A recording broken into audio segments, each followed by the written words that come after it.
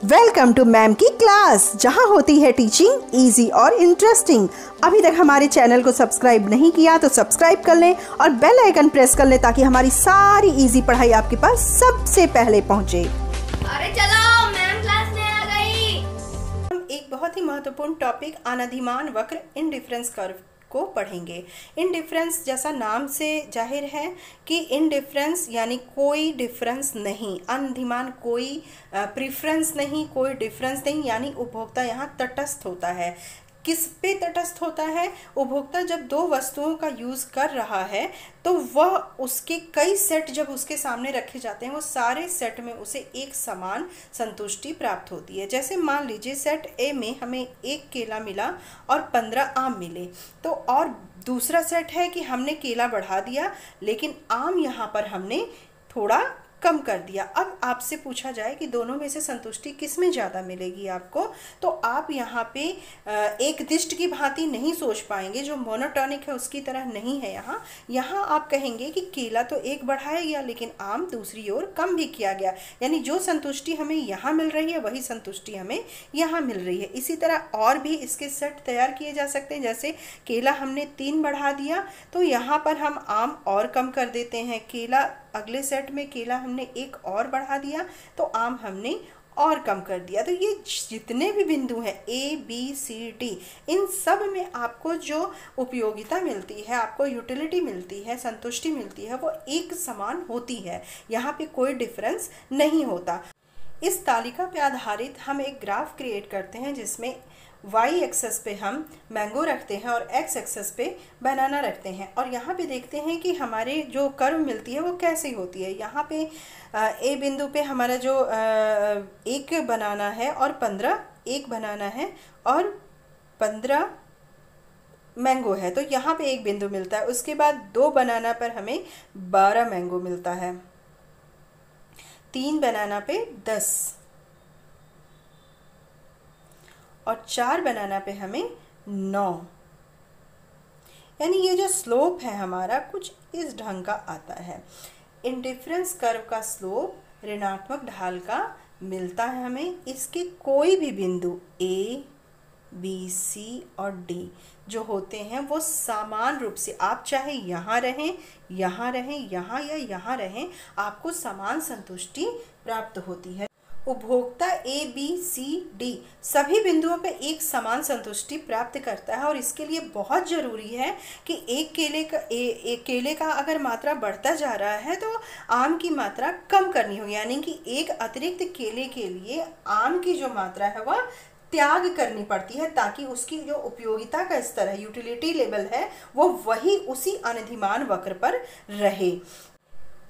ये जो एक अतिरिक्त केले के लिए आम का त्याग हो रहा है, जिस दर पे हो रहा है, उसे ही सीमांत प्रतिस्थापन दर कहते हैं, marginal rate of substitution.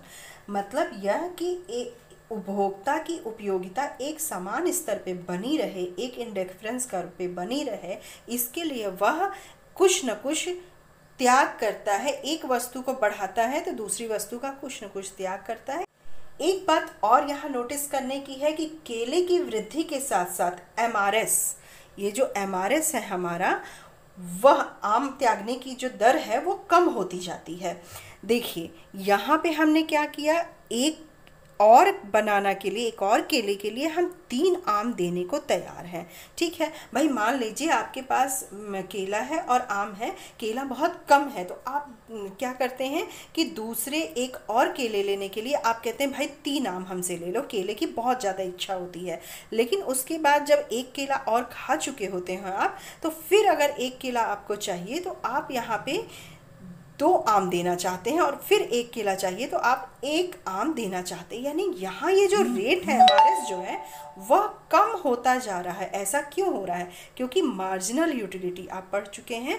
Marginal utility जो होती है वह वस्तु के उपयोग के साथ, उपभोग के साथ घटती जाती है। जब मार्जिनल यूटिलिटी कम होती जाती है, यानी कि आपका मन केले से भरता जाएगा, इसी पाने की इच्छा कम होती जाएगी और आम की इच्छा ज़्यादा होने लगेगी। तो एक और केले के बदले आप कम और कम आम देना चाहेंगे। यहाँ पे यही चीज़ हो रही है, और यहाँ पे हम कहते हैं कि मार्जिनल रेट ऑफ सब्स्टिट्यूशन जो है वो लगातार कम होता जाता है।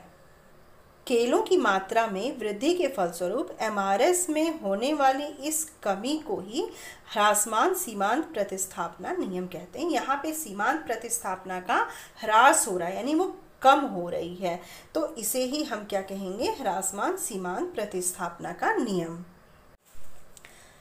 अब हम बात करते हैं इंडिफरेंस कर्व की आकृति के बारे में। तो इसकी आकृति सामान्यतः इस ढंग से ऋणात्मक ढाल की होती है, जो कि अभी हमने देखा।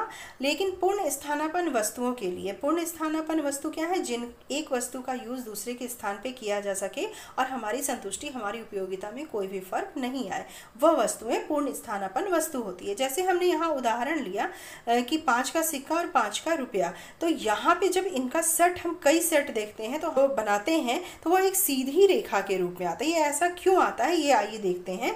मान लीजिए कि सिक्का हमारे पास है 1 8 और यह एक संतुष्टि का लेवल बनाता है, मान लीजिए कि A, और दूसरे में हमने सिक्का 1 बढ़ा दिया, यानी 1, तो फिर यहाँ पे रुपया जो है वो हम ठीक 1 ही घटाएंगे उसी संतुष्टि के लेवल पे, उसी इंडिफरेंस कर्व पे बने रहने के लिए। तो यहाँ एमआरएस हमारा 1:1 आता है, 1:1 आता है। यहाँ पे फिर हम अगर 1 सिक्का बढ़ाते हैं तो हमें नोट ठीक 1 ही कम करना पड़ेगा। इसी तरह अगला भी है कि 3 से 4 पे जाने पे 1 सिक्का बढ़ाया तो ठीक 1 नोट ही कम करना पड़ेगा। यानी यहाँ एमआरएस जो हमारा आता है वो 1:1 का ही आता है। और इस रेशियो पे जब हम इसे क्रिएट करते हैं दोनों एक्सेस पे रख के, तो हमारा जो इंडिफरेंस कर्व है वो सीधी रेखा के रूप में आता है, क्योंकि यहाँ पे जो एमआरएस जो है वो एक मात्रा में घटता है, न कि वह घटते हुए क्रम में घटता है। यहाँ पे स्पष्ट है कि पूर्ण स्थानापन्न वस्तुओं का अनधिमान वक्र दो पूर्ण स्थापन वस्तुओं को प्रदर्शित करने वाली दो वस्तुओं की अंधिमान एक सीधी रेखा होती है। यानी कि यह सीधी रेखा के रूप में आती है जब दोनों वस्तुएं पूर्ण स्थानापन्न हों।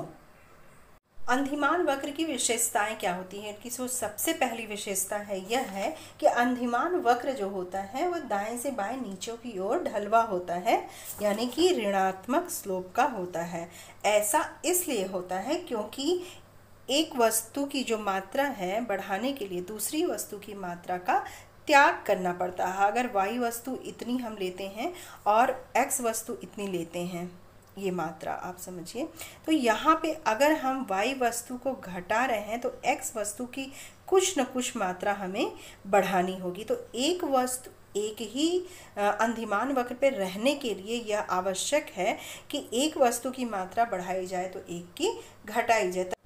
अंधिमान वक्र की अगली विशेषता है कि उच्च अनधिमान वक्र उपयोगिता के उच्च स्तर को प्रदान करता है। मतलब कि यह जैसे जैसे अंधिमान वक्र में अगर ज़्यादा वस्तुएं हम ले रहे हैं तो वह जो अंधिमान वक्र है वह ऊपर की ओर शिफ्ट हो जाता है। ये हम ऐसे समझ सकते हैं कि एक केला है, 10 मैंगो है, 10 आम है।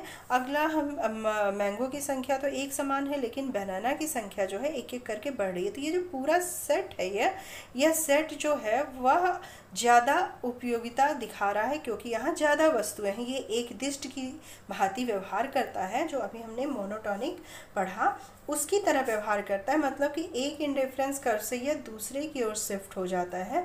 यह जो बिंदु है ए से जो बी बिंदु है वह ज़्यादा संतुष्टि की होगी, वह यहाँ चली जाएगी और या फिर तो ये अगले इंडिफरेंस कर्व पे ये शिफ्ट होता जाएगा। यहाँ जो इंडिफरेंस कर्व है, अंधिमान वक्र है, वह शिफ्ट होके ऊपर और ऊपर की ओर चलता जाएगा। तो यहाँ पे उच्च अंधिमान वक्र जो है इसका मतलब ये ज़्यादा संतुष्टि, सी जो बिंदु है वह सबसे ऊपर के अंधिमान वक्र पे IC3 पे बिंदु। इसका मतलब यह है कि सी जो वक्र है ये अंधिमान वक्र सबसे ज़्यादा संतुष्टि का स्तर प्रदर्शित करता है।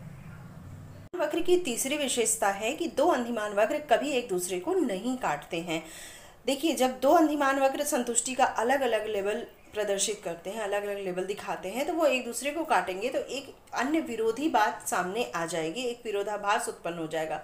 इसे समझने के लिए हम मान लेते हैं कि अंधिमान वक्र, दो अंधिमान वक्र हैं हमारे पास IC1 और IC2, ये एक दूसरे को एक बिंदु A पे काटते हैं, जो है वो दोनों ही अंधिमान वक्रों पे स्थित है। एक अन्य बिंदु लेते हैं IC1 पे B और IC2 पे, इसके परपेंडिकुलर जब हम रेखा खींचते हैं यहाँ C।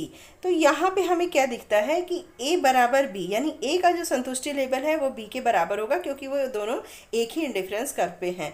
लेकिन A बराबर है C के भी, क्योंकि A और C दोनों एक ही IC1 वक्र पे, इंडिफरेंस कर्व पे स्थित हैं। इस हिसाब से हम कह सकते हैं कि B से प्राप्त जो संतुष्टि है वो C से प्राप्त संतुष्टि के बराबर होगी। लेकिन यहाँ ये बात बिल्कुल गलत सिद्ध हो रही है, क्योंकि यहाँ पे B जो है वो ज़्यादा अच्छा संयोग दर्शाता है, वो ज़्यादा अच्छा संतुष्टि का लेवल दर्शाता है बजाय कि C के।